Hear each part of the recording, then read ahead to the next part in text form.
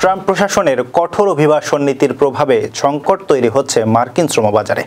গেল জানুয়ারি থেকে জুলাই পর্যন্ত প্রায় 1.2 মিলিয়ন অভিবাসী শ্রমবাজার থেকে হারিয়েছেন। পিউ রিসার্চ সেন্টারের বিশ্লেষণে দেখা গেছে এই সংখ্যায় রয়েছে অবৈধভাবে বসবাসরত ও বৈধ অভিবাসী শ্রমিকরা।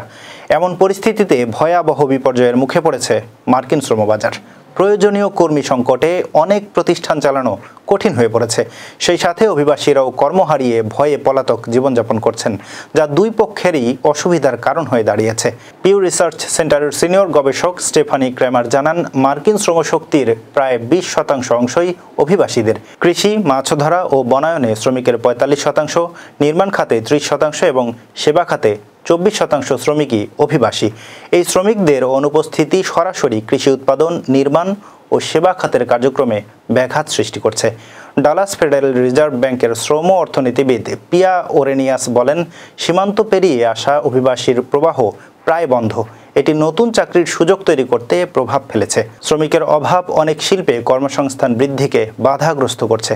বিশেষজ্ঞরা সতর্ক করছেন, অভিবাসী শ্রমিকের অভাব শুধুমাত্র কৃষি ও নির্মাণ খাতেই নয়, দেশের অর্থনীতি ও সেবা খাতের উপর দীর্ঘমেয়াদে গুরুতর প্রভাব ফেলতে পারে।